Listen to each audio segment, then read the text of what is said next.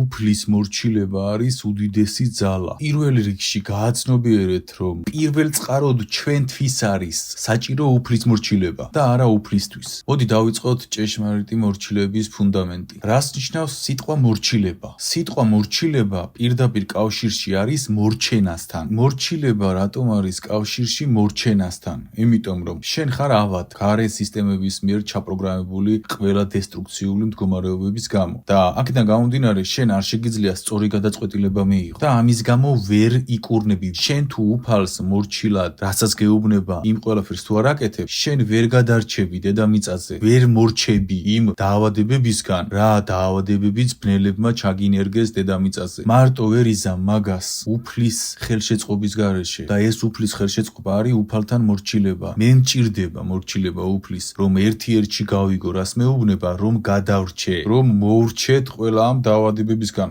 ხალხო, საზოგადოება არის ავად არის საზოგადოება. დავდე ნაშრომი ნუწყევლით ერთმანეთს წყევლა კარგიაო. დავდე ნაშრომი ღირსეულად მოიქეცით ცუდიაო. დავდე ნაშრომი სუროგატი დედა არის. დედა ნუწყევლით და არაო, შენო ღმერთის არ გესმისო. ადამიანს ვეუბნები დედას ნუწყევლი, თუნდაც სუროგატს და არ იღებს ამას. ავად ხართ, გესმით? ავად ხართ ხალხო და თქვენ ხართ მოსარჩენი. მეც რაღაც ნაწილებში მოსარჩენი ვარ და სანამ დედამიწაზე ვართ, უნდა მოვრჩეთ გამუდმებით მორჩენაში, მორჩილებაში უნდა ვიყოთ, რომ უფალს მოვუსმინოთ და მოვრჩეთ. და შენ როგორ გინდა მორჩე? კაცი გეუბნები, ნუწყევლი, ნურავის და იძახი წყევლა კარგიაო. რანაირად ხარ? მორჩილებაში არ ხარ შენ უფალთან. ჩემ სიტყვას იმიტომ კი არ იღებ, რომ მე ვამბობ არასწორს. უფალთან არ ხარ მორჩილებაში, გულში გეუბნება, რომ ეს ცუდიაო, მაგრამ ბნელი გეუბნება, რომ არა კაცო, ეს ცუდიო, წყევლეო. არ ხარ მორჩილებაში უფალთან და ამიტომ არ იღებ ამ ჭეშმარიტებებს. ანაბანა ჭეშმარიტებებს, ამიტომ ვერ იღებ. მორჩილება ეხება ყველა შენს წახნაგს მდგომარეობის. მაგალითად რაღაც ცუდი მოხდა შენს ცხოვრებაში და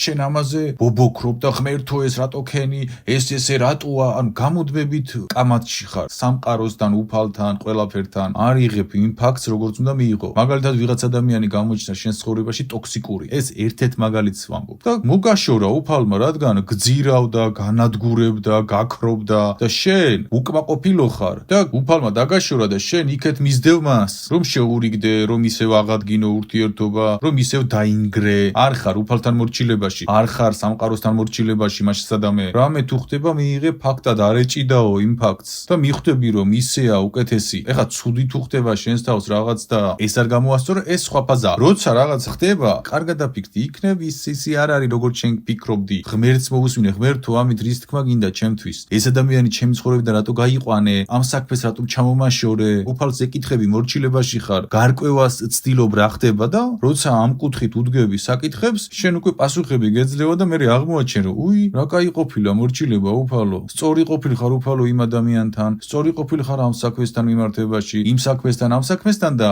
უკვე შენში მორჩილების შედეგად სულიწმინდას კომპასია შენში ჩართული და საითაც გაჩვენებს, იქეთ მიდიხარ და ბედნიერი ხარ, არაფერი ცუდი აღარ ხდება შენ ცხოვრებაში. აღარ ეჭიდავები სამყაროს, აღარ ეჭიდავები სიტუაციებს, აღარ ეჭიდავები მოვლენებს, აღარ ეჭიდავები უფალს, რომ გეუბნება გულში კეთილშობილურად მოიქეცი, ნუწყევლი იმას ცუდი სიტყვა არ თქვა, ეს არ ქნა. აღარ ჭიდაობ და ბედნიერი ხარ, ღმერთთან ხარ და შუქში ხარ. ამიტომ მორჩილებით ხდება შენი მორჩენა. ეს მაგალითი ყველაზე მეტად მომწონს მორჩილებასთან მიმართებაში, რომელიც შევქმენი. წარმოიდგინე ჰაერში გაკიდებული ფილები და ამ ფილებზე უნდა იმოძრაო. უფალი გეუბნება მარცხნივ დაადგი ფეხი, მარჯვენა უფრო საიმედო ჩანს, მაგრამ მარცხნივ დაადგი გეუბნება უფალი, აქ გადარჩები, არ ჩავარდები. მაგრამ შენ რომ მორჩილებაში არ ხარ და გამუდმებით ამ კონფლიქტში ხარ, ადგამ მარჯვნივ ფეხს და ვარდები. მორჩილება არის სულიწმინდის კომპასი. ხოლო სულიწმინდა გეხმარება იმისთვის, რომ უფლის სახლში გადახვიდე. ეხლა ამ ფილებზე რომ გადიხარ, უფალს შენგან რა სჭირდება, რომ გადაგარჩინოს.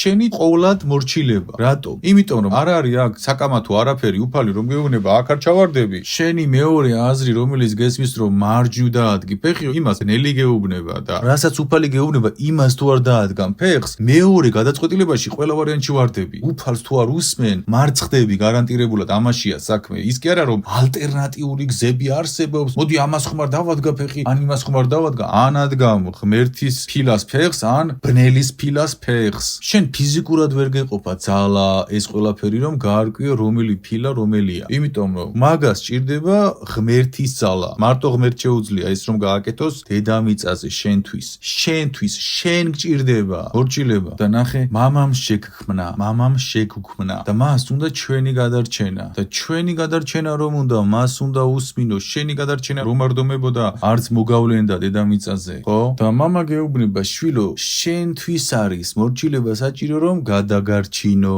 უნდა იყო მორჩილი ამის გამო თორემ მე შენ თავისუფალი ნება მოგეცი შენი მონობა რომ მჭირდებოდეს ნებას არ მოგცემდი მაგრამ დედამიწაზე მჭირდება შენი მორჩილება რომ გადაგარჩინო უფალი გეუბნება რომ ნება მოგეცი და შენი მორჩილება იმისთვის კი არ მჭირდება რომ მონახარ არამედ იმისთვის რომ გადაგარჩინო ეხლა კითხვა დასვი ვისი მორჩილი ხარ უფლის თუ ბნელის მონა უფლის მორჩილი არსებობს და ბნელის მონა ის ადამიანი რომელიც ნეგატიურ სიტყვებს აჟღერებს ადამიანებს ბოროტულ კომენტარებს უწერს ნევრებს უშლის ვიღაცებს ცუდად იქცევა ის არის ბნელის მონა ბნელს მორჩილი არ ყავს ბნელს ყავს მონა ღმერთს ყავს მორჩილი და თქვენ ვერ წარმოიდგენთ საერთოდ დედამიწა როგორი შენიღბულია ამ ყველა ბნელის მექანიკებით რაც დრო გადის მით უფრო მგონია რომ სიზმარში ვარ იმიტომ რომ ისეთ გაცნობიერებამდე მივდივარ და ისეთ რაღაცებს ვხედავ რომ ვერც წარმოვიდგენდი აი ვერანაირ განზომილებაში ვერანაირ აზრში ვერაფრით ვერ წარმოვიდგენდი რომ ესეთ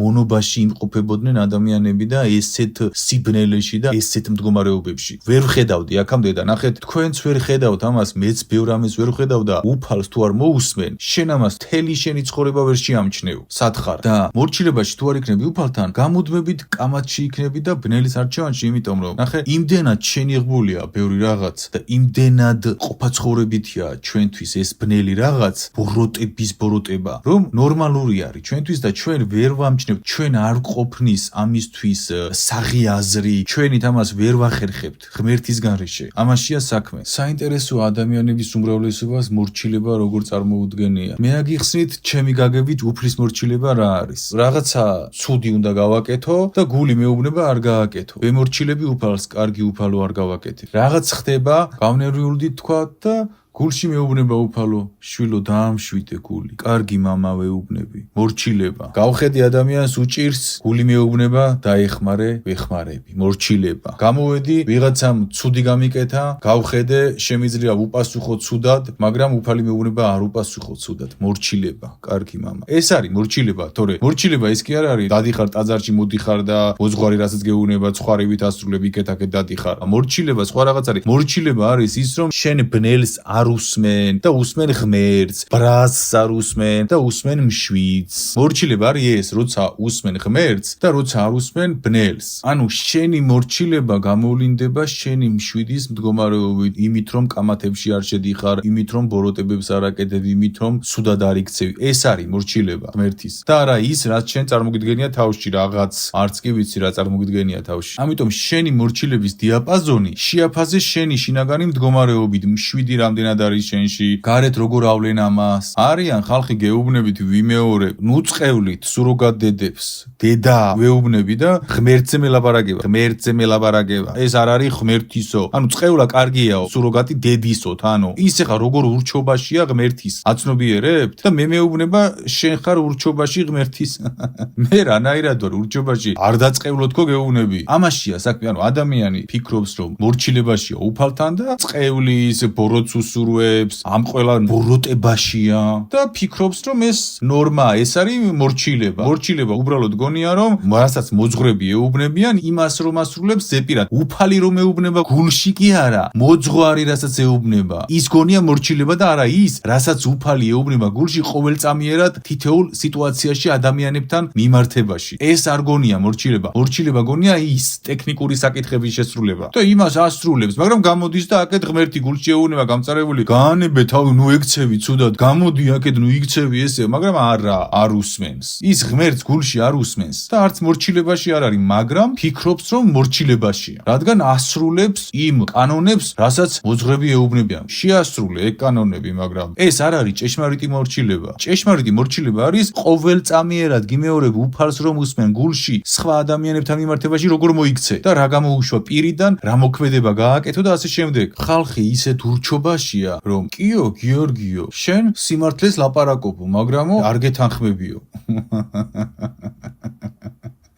აი ჭეშმარიტი ურჩობის მდგომარეობა. ისეთ სიმართლეს ვლაპარაკობ, რომ შეუძლებელია ამ გლეხურ სიმართლეს არ დაექვემდებარო, არ მოისმინო, არ დაეთანხმო და ამას ვერ აკეთებს, ვერ უარყოფს, მაგრამ მაინც არ გეთანხმები. ანუ ჩემთან კი არ არის ურჩობაში, ჭეშმარიტებასთან არის ურჩობაში. ამას არის მიჩვეული. მეუბნება გიორგიო, მართალი ხარო, მაგრამ ვერ გეთანხმებიო. მართალი თუ არ, რატო ვერ მეთანხმები, კაცო? იმიტომ რომ ბნელი გეუბნება თავში, არ მიიღო ესო?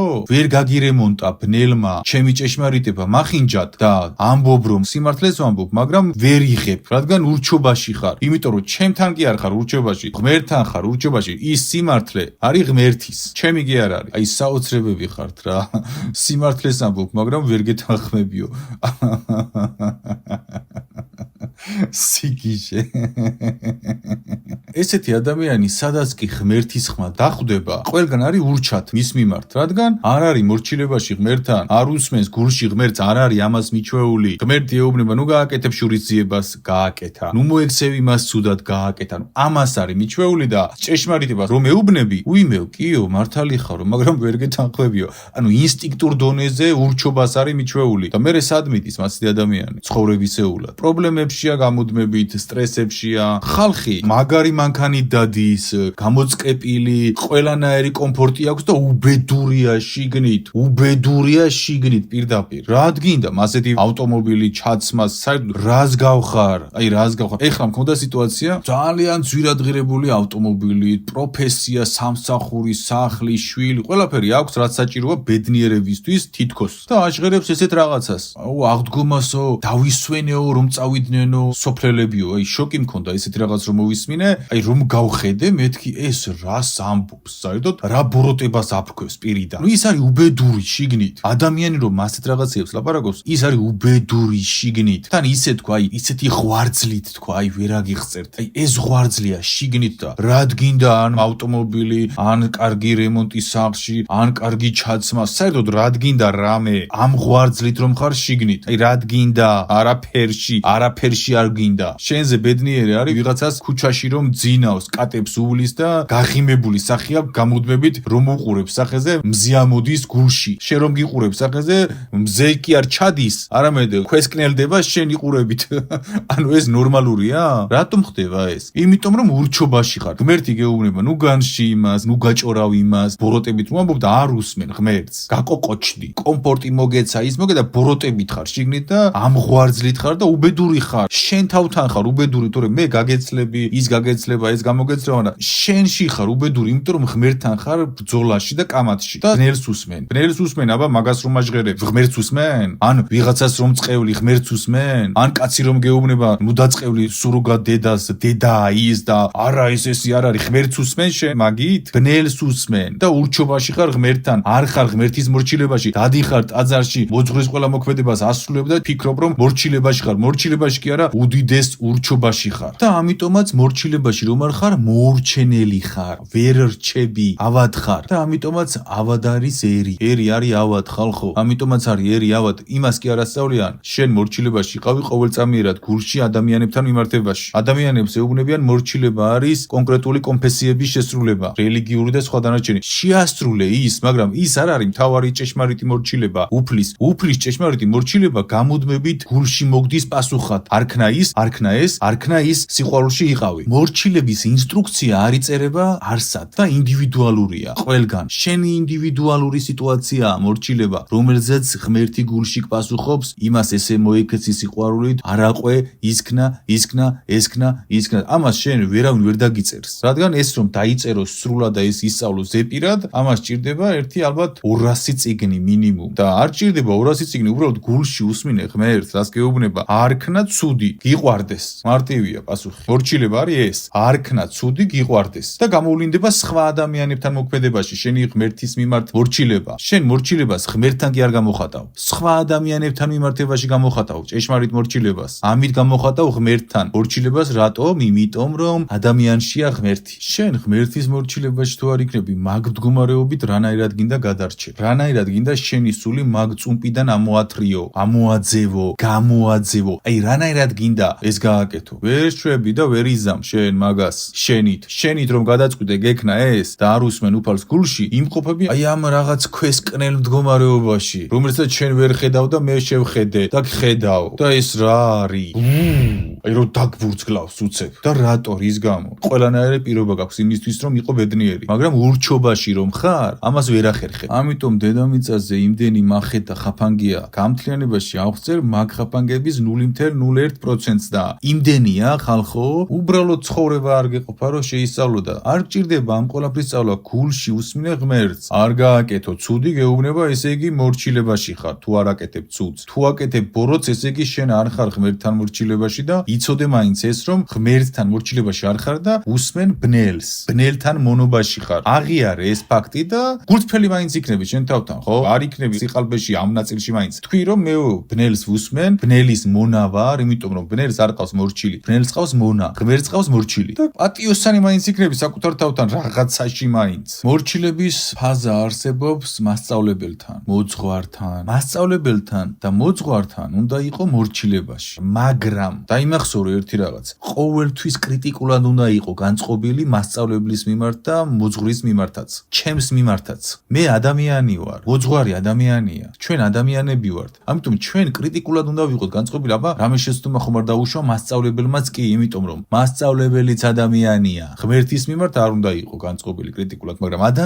ადამიანია და ყველას რაღაც ეშლება შენ შეიძლება უფრო მაგარი ჭკვიანი აზრი მოგივიდეს მასწავლებელზე ამისთვის ხარ შენ მასწავლებელზე მეტი ჭკვიანი აზრები უნდა მოგივიდეს მე შენ რომ გასწავლი რაღაცებს შენ გზადაგზა ჩემზე ჭკვიანური რაღაცეები უნდა თქვა და ამის უნარი გაქვს და მე თუ რაღაც შემეშლება შენ უნდა იყო ჩემს მიმართ კრიტიკულად განწყობილი მონურად კი არა კრიტიკულად აბა რამე ხო არ შეეშალა აბა ის ხო არა მასწავლებელთან და მოძღვართან უნდა იყო მორჩილებაში ამის გარეშე ფიზიკურად ვერ ისწავლი მაგრამ უნდა იყო კრიტიკულად მოაზროვნე და არ უნდა მიიღოს სიმახინჯე მასწავლებელისგან თუ მოძღვრისგან მაგრამ დღეს თქვენ მოძღვრებზე გასწავლიან მორჩილებას როგორც ღმერთის მიმართ უნდა გქონდეს მორჩილება ისეთივე მორჩილებას გასწავლიან მათ მიმართ ეს არასწორია მოძღვარში რამე თუ არ მოგწონს უნდა უთხრა პირდაპირ და ის ამას კი არ უნდა ბრაზდებოდეს კარგი შვილო განვიხილოთ შენ ეხლა რომ მოხვიდე ჩემთან და მითხრა გიორგი მე მგონი შენ ამ ნაწილში გეშლებ ეხლა შეურაცხყოფა არ უნდა მომაყენო პატივისცემა თუ დაკარგე აღარ მინდა შენი არაფერი გამანებე თავი მაგრამ შენ თუ მოხვალ ჩემთან და მეტყვი გიორგი შენ აქ გეშლება მე მგონი რას ფიქრობ აბა განვიხილოთ რაშია საქმე და მე განვიხილავ შენთან მაბა მითხარი მადლობა რომ გამაგებინე ეს რა სუსტი წერტილი მქონია ის მქონია ამას აკეთებ მოძღვართან და რატო არ უნდა აკეთებდი ამას მოძღვართან რატო უნდა გერიდებოდეს მასთან ამაზე ლაპარაკი თუ რამე ეშლება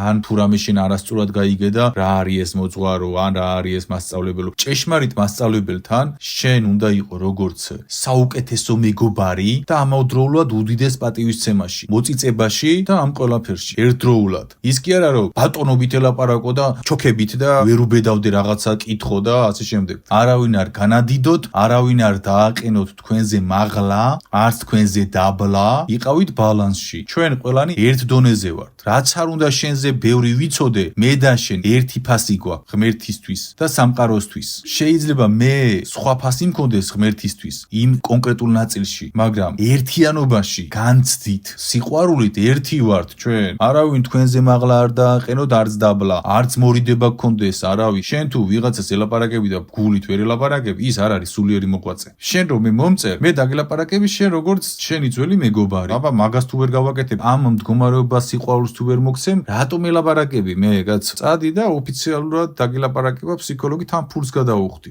ურჩ ადამიანს ვერც ღმერთი ასწავლის ვერაფერს და ვერც მასწავლებელი მარტივ ფორმულას ვიტყვი ღმერთთან იყავი მორჩილებაში 100%-ით და მასწავლებელთან და მოძღვართან მორჩილებაში იყავი 90%, ხოლო 10% ყოველთვის იყავი კრიტიკული აზროვნებით სადმე ხომ არ ვცდებით მასწავლებელო და მოსწავლე ორივე ამ ჭკუაზე უნდა იყოს სადმე ხომ არ ვცდებით ორივე ის კი არა მე ვიცი და შენ არაფერი არ იცი არა ის არ არის ჭეშმარიტი მასწავლებელი ჭეშმარიტი მოძღვარი მას თუ ფიქრობს მოძღვრის და მასწავლებლის მიმართ იყავი 90% მორჩილებაში თუ აირჩიე ის და 10% კრიტიკული აზროვნებით ღმერთთან 100%-ით მორჩილებაში იქნები კარგად ყოველთვის დაგიცავს ეს მექანიზმი მაგრამ შენ თუ 90% ხარ ურჩობაში და 10% ხარ ჩემთან მორჩილებაში მე შენ რა უნდა გასწავლო მე შენთან მომიწევს ჭიდავს სანამ კრიტიკულ აზრს წამოჭრი ჯერ კითხვები დასვი და დაარკვიე, საიდან მოვიდა ეს კრიტიკული აზროვნება ჭეშმარიტებიდან თუ ბნელიდან. იმიტომ რომ ბნელი, გიმეორე, ბნელი არასოდეს